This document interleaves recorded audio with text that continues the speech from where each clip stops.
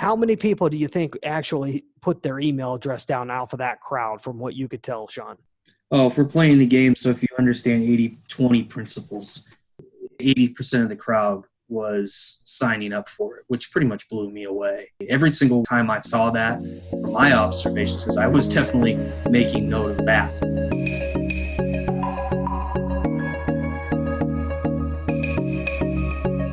If you're someone who refuses to go along to get along, if you question whether the status quo is good enough for you and your family, you want to leave this world better off than you found it, and you consider independence a sacred thing, you may be a prepper, a gardener, a homesteader, a survivalist, a farmer, a rancher, an environmentalist, or a rugged outdoorsman. This show is for those who choose the road less traveled, the road to self-reliance, for those living a daring adventure, life off the grid.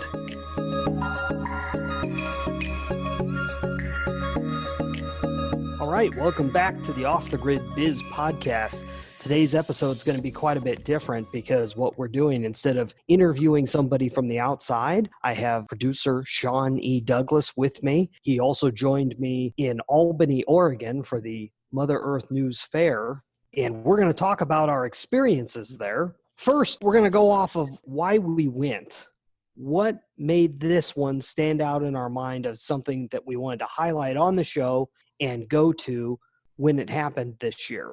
And really that comes back to an episode with Brad James from bpods.com. He's the one that mentioned Mother Earth News Fair. Off of the podcast, we had a small conversation with him about how he got involved with them and was giving a speech at one of the other events. So that led us to look a little further into Mother Earth News Fair. We're very familiar with the magazine. And as we were looking into it, we noticed a number of speakers that had all the media capabilities. They had been on podcasts before. Many of them had written books. And it was something that was interesting to us that we wanted to explore via the podcast. So in leading up to the actual fair itself, we decided to start emailing and calling some of these people and seeing if they'd be willing to be interviewed on the show. Sure enough, they did. As you may have heard up until now, and if you haven't, go back and listen.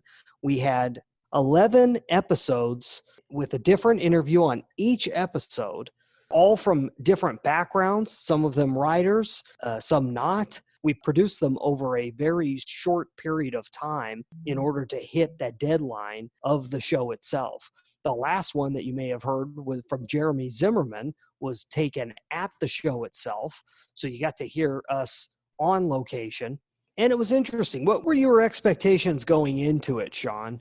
Well, thankfully, as Janice Cox was so nice to print out the whole schedule there and the different speakers and times for you when she met up with you to do your recording, we were able to hit the ground running on understanding the different speakers, especially people that we had on the show. We wanted to try to hit up as many as we could while we were there for the 2 days and trying to map out. Most of them would speak more than one time. I think there was only a couple that only had one speech, if I'm not mistaken. Most of them were speaking 2, 3, 4 times, maybe even putting on workshops. I definitely expected to want to get in there and see as many people as I could. And me personally, you got to understand, I'm probably about as city slicker as you're going to get. Over time, as we've been doing the self-reliance and learning more about the field, Brian knows a lot more about these things than I do. And it's been really educational and an eye-opener for me. And this series that we had before we got there was no exception. It was very much eye-opener for all the different range of topics that were being covered from the different speakers. And so I was really curious to get to sit down and spend some time listening to them, see them in action, and see the people that were listening, just different questions that would come up. Really wanted to see that. Wanted to see all the different exhibitors and how things were laid out there, how everything was set up, what the bookstore looked like, because I heard some things about they have this really nice bookstore. So I had an idea of how it might look, but really being able to go in and see this atmosphere and how it all worked together. Being there, it exceeded what I could picture in my mind, and it was just a very fun time. Before you knew it, the 2 days were up, and it was time to go home. Yeah, no, it really was. In terms of my expectations, it was very similar. I have been to expos and events like this previously, but none quite like this. None put on by a world famous magazine like Mother Earth News. None that were that professional in terms of directing people. My expectations just weren't there as far as that goes. I knew there was going to be vendors. I knew there were going to be speakers. I knew they'd probably be selling some books there because of all the writers that were going to be there. Besides that, I wasn't quite certain how it was going to all play out. I wasn't sure how big it was going to be. They've got 6 different ones every year, depending on which event you went to. It may be larger or smaller. I think this one in Albany tends to be over on the smaller end of things from the speakers that I know of that went to the other events. So I wasn't sure about that. But with first impressions, let's talk about first impressions. We showed up Saturday morning. We got there. I was surprised how warm it was right away. It was very warm weather. A good portion of the event was outdoors also. That was interesting to kind of see the mixture of the indoor and the outdoor parts of the event. One thing I knew right away, there was going to be more to see than we could possibly get to. The fact that there were 10 presentations and or workshops going at any given time, that you had to choose one out of those, or unless you wanted to only get partial viewings. You had to jump around to one of the 10 stages to catch whoever you were interested in seeing. One thing that we figured out pretty quick was that we were not going to see everyone that we wanted to see, or at least get to see them speak. And sure enough, there were people that I had met through the podcast that I did not even get a chance to go up and say hi to because we were so busy. That's just part of the first impressions. We'll get into a deeper dive as we go along. What were your first impressions, Sean, that first morning when we got there?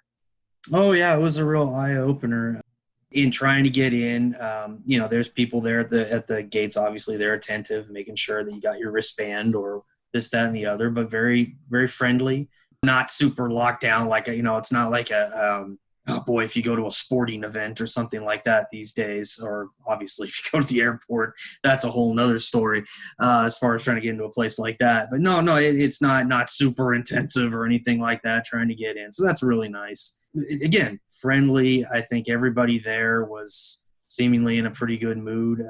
It wasn't hard to figure out where the different stages were at. It didn't seem to take too long getting in there, figuring out the layout of the place and taking it all in. And as we were doing that, I was surprised we kept running into different speakers as we were just walking around. We met Michael Foley, Leah Webb, and a few others even before we even sat down. And the first one we watched was the Shockies, and Kirsten was doing her speech. I think that one started about 45 minutes after we walked in the door or something like that, half hour after we walked into the door. So just taking in a lot of stuff. That's about all I can say. Mm-hmm. And you mentioned the Shockies talk. So we got to see Kirsten and Christopher Shockey. They were the first speech that we got to witness, and I had some notes I was looking over. It was interesting because it was outside. It was slightly breezy, and you could kind of hear that it was kind of over underneath a large tarp, and the tarp was kind of hitting up against the poles a little bit. You could hear that they were kind of next to a petting zoo, so you could hear a few animal sounds here and there that they kind of integrated into their presentation by kind of joking about it. Kirsten was the one that did most of the presentation. It was very professional, very interesting, kind of a good starter on just fermenting vegetables and the concept behind that, how to do pickling in a traditional fermented pickling way. This is really good stuff. We jumped from, we're going to go a little bit deeper and just kind of give some highlights just so you know. We kind of jumped from speaker to speaker. After that, we got to see Jeremy Zimmerman discuss beer making. Then we saw Leah Webb talking about belly biochemistry. That was very interesting. Lots of heavy-duty knowledge on that one. And then we saw Frank Hyman with Hintopia show some live examples of ways that you can create water feeder. I mean, he discussed it on the show. So if you listen to what he was saying, he was going to talk about, that's what he talked about. And it was a lot of fun. He's very entertaining. And then we got to see Janice Cox talk about lavender for health and beauty. So these were all people that we had on the show. It was great meeting them in person. Afterwards, many of them, you were directed back to a signing table, which was over in this bookstore area, which is kind of an area in the expo that's kind of cornered off, where all the books being sold by the Mother Earth News Fair were there. Most of the authors had their books in the bookstore, and after they had spoken, many of them, you can go and get your book signed with them. That was a really interesting process. So you watch a speech, you're encouraged to go buy the book and have it signed. Anything else you want to say about that first day, Sean? Yeah, just a little bit further on having them go for the signing. The people that I made note here, we saw in total in the 2 days, and we'll get into Sunday, we saw 9 speakers, 5 on Saturday, 4 on Sunday. And part of that is because on Saturday it ran an hour longer. I think it went till 6, and on Sunday it only went till 5. And most of those people that we watched, they were going to do a signing either right after or very, very soon after. And I did look at the ones that did not do that when we were at their speech.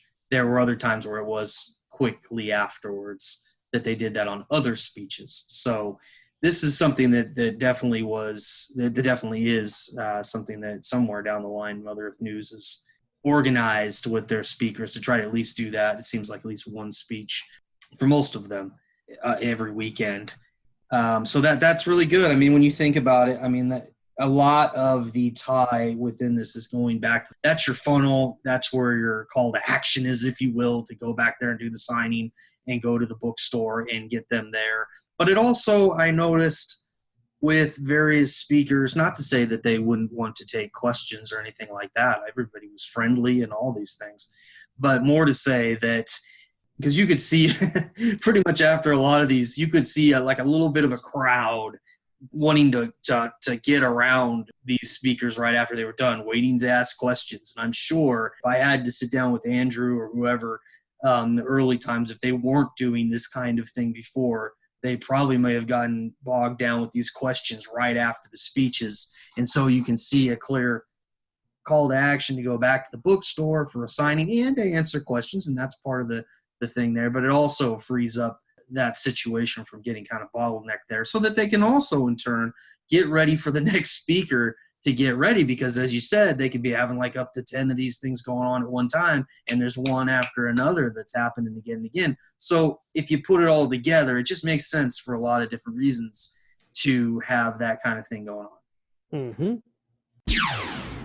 Okay, we're going to pause the conversation right there. What you're listening to right now is a special edition podcast. These episodes all have to do with the Mother Earth News Fair in Albany, Oregon of 2019. At the time I'm recording this, we have learned so much about how to take advantage of events, and I want you to be able to use this information in your own business. Go to brianjpombo.com/secrets. We are going to be putting out helpful materials on how you can use events to grow your business. When you go to this page, you will either see our latest programs, or if you make it there early enough, you will see an email address capture page. Put in your email address, and we will be sure and update you as soon as we get these out there. You're not going to want to miss this. If you get in early enough, you can get a special deal. These are principles that never go away. These programs will be based on the experience of people who have written books, spoken at the events, or exhibited there, talking about how to use events, books, and speaking, all to build your business. That's brianjpombo.com/SECRETS. brianjpombo.com/secrets. And now, back to the conversation. Absolutely. It was great because there were different ways that they encouraged people to go purchase the books or to go and sign. One of the ways that we saw on the first day, both Frank Hyman and the Shockeys had these flyers that were handed out during their speech. And you could tell they're put together by Story Publishing because, well, it says Story Publishing on it, but also it has that they have a similar look to them. So on one side, it's got their picture, it's got the picture of their book, the item number, the price of it, when their book signing is, the fact that you can get 20% off, of the bookstore, which seemed to be a constant thing all weekend. And then on the other side, they'd have details about that person. So, for example, the Shockies on the other side had a few recipes, one for green peppercorn mustard, one for whole leaf fermented basil. Is really cool. Nice little recipes on the other side and an area for notes. And then on the other side of Frank Hyman's, 4 ways a hatch is better than a hinged roof. And so it's kind of a step-by-step talking about the advantages. That's a neat little way to be able to get people to do the next step, to be able to go through the process. Another neat thing that we saw happening, and the first person we saw doing it was Leah Webb, and that was hand around did she have a clipboard? I believe she did. She had clipboards. She had 2 clipboards. Yeah. And she was asking for people's names and email addresses. And the reason for it, she said, if you put your name and email address down, I will basically have a raffle at the end of the speech and give away one of my books. How many people do you think actually put their email address down out of that crowd, from what you could tell, Sean? Oh, if we're playing the game, so if you understand 80-20 principles, so if we're playing that game, I would say we're at least on the 80% side. So that meaning, at least I would say 80% of the crowd was signing up for it, which pretty much blew me away, that would happen. And that was not the only person that I would say. Every single one, that time I saw that from my observations, because I was definitely making note of that. I would say if we're playing that 80-20 game, it's going to be on the 80% side that we're looking at for the conversion rate. Yeah, that was pretty incredible. And you got to think about, as a speaker, if you're a speaker and you're looking to get out there, how can you get the most out of this experience? Well, one way is to encourage them to purchase a book if you've got a book for sale. Another way is to get their information so that you can have an ongoing conversation with them after the show. I mean, it only makes sense that they would do something like this. And there were a number of speakers that didn't do anything of that sort, but there were also a couple other speakers. I know Gary Collins, I know Janice Cox also passed around bags. They had little slips of paper that you could fill out. I believe that was set up by Mother Earth News because that's their publisher. You could see how the book publishers do everything they can to help out the process also. Just because a person's a speaker or has written a book doesn't mean that they're running a really full-scale business on this. What we're talking about is the business aspects of all these things. As we discussed throughout all the interviews leading up to this, why would someone want to write a book? Why would someone want to give a speech at an event like this? And so we're kind of talking in and out of all these things as we go along, really entertaining speeches and presentations on all levels. I mean, we enjoyed every one that we saw, and it was very, very interesting. If you're just wanting to get some info, especially on a particular topic that you know is in this realm and you know a certain speaker is going to be there, it's worth the price just to go in for that, let alone all the vendors have great presentations and everything going on. There's always more that can be done in terms of business, and we'll be talking more about that in future episodes. But just to see what was done, I'd also like to mention Chris White, who we had on the show from dripworks.com. We got to talk with him a little bit. We didn't get to catch his speech, but he had mentioned how he told people about his booth, but he didn't necessarily see people go over to his booth right away after being done with the speech. But he found people filtering through all throughout the rest of the weekend that had been to the speech, that saw him there and came over because they saw the speech. So even though he didn't have a book for them to purchase, he did have an opportunity for them to come by the booth and take part in the activities that were there at the DripWorks booth. So that was pretty cool. I forget if I asked him or not if he had something he was giving away during his speech. Trying to mirror and match some ways of, they do this with the books where there's something given away, or there's a hey, they've got a draw to do signing or something like that. Was there a draw right after the speech to get them to that table so that they would go there right away? But yeah, he did say he'd seen steady people coming in through the rest of that day, and we talked to him fairly early on Sunday, and they seemed fairly pleased that there were just steady people coming back again and again, that they had saw the speech and wanted to drop by and say hi and inquire about DripWorks. So That was terrific. One other point I wanted to say on the speaking before I forget, and also for that, it's a biz podcast, so we are talking about business stuff, but I do not want to undersell. I learned like I said, I'm like a city slicker on a lot of this stuff. I learned so much stuff from these people, and sitting down and hearing what they had to say, taking notes with everybody all the way through, even from a health standpoint. At least to start out, I was so impressed by Leah's conversation that I bought her book, and I'm implementing some of the things she's got with her cookbook. So I'm really pleased about that, just on a personal level. Did not expect to get anything like that out of this whole ordeal, but just for my health benefit, I've gotten that. But I learned so much stuff, and getting to see, again, like Kirsten, they had the cameras up there, and that was really nice to see her working on the fermenting and everything. So, I really enjoyed what the people had to say. It's not just all business. And it was very much an eye-opener, and I am very much encouraged to learn more about these type of things just over time. Don't expect to learn it overnight for sure. But another thing that I thought was great, and the first person we saw, again, Shockies, had their books right up there at the front. Nice big books. Most of them had, big lettering. You could see it. We were way in the back. I could see those things nice and clear from the back, that you see that. And again, you'd see a lot of these people having their books right up there at the front. And I thought that was terrific. What a great way to remind people that you have these books, and it's right there. You can't dispute. It's right there. You can see it fresh in their minds as you're talking. There it is. So I thought that was another great idea that you'd see consistently through the different talks.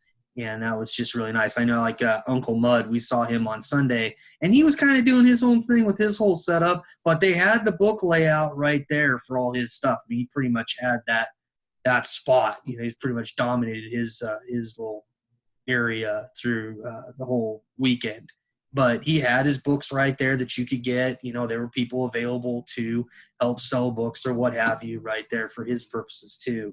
And so it was great stuff. Yeah, and that Uncle Mud, we're looking at having him on the show in a future episode here.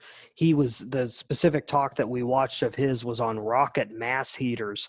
Really great personality, really interesting guy, got a lot of interesting background to go off of, so I can't wait to be able to talk deeper with him on that. We got to see Andy Brennan from Aaron Burr Cider. We got to see Gary Collins from Simple Life. We got to see Crystal Stevens from growcreateinspire.com. She's also someone that we were hoping to have on the podcast in the future, but you definitely want to check out her stuff. Just a really good day on Sunday. Got to meet a lot of great people. Well, the whole weekend we did. Got to meet a lot of great people. Didn't get to see close up all of the vending opportunities there, all of the booths and everything that were set up. But we did get to meet a few people. We're going to have some of those people on the show, get to talk with them about their final experiences with the Mother Earth News Fair, and kind of give a wrap up to this entire series. Now, it doesn't mean it ends. A lot of our relationships with these people are going to go beyond that, and we'll have them back on the show or have them on the show for the first time, even though we met them there. But we're going to go in a little bit deeper and find out some more people's perspectives on the Mother Earth News Fair, this particular one for 2019 from Albany, Oregon. And, overall impressions from me was that it's very well organized, very clean, very straightforward. Once you're there for a few hours, you get an idea of the layout and the overall process of the whole thing. And there's lots of opportunity for people with businesses. If you have a personality business, it really works out great because you may be able to get one of the slots to speak somewhere. You could promote a book. You could promote anything that you possibly selling that would fit that crowd. And it's very much a self-reliance-based crowd, a homesteading crowd. You got a whole lot of anything that's even closely related to that was represented there at the Mother Earth News Fair. I know there's a couple of the sub niches that I know people in that have been at those events in the past, and I'm hoping to see them back again in the future and really see some even more variety at these shows. But lots of fun. Overall impression was I can't wait to go back next year.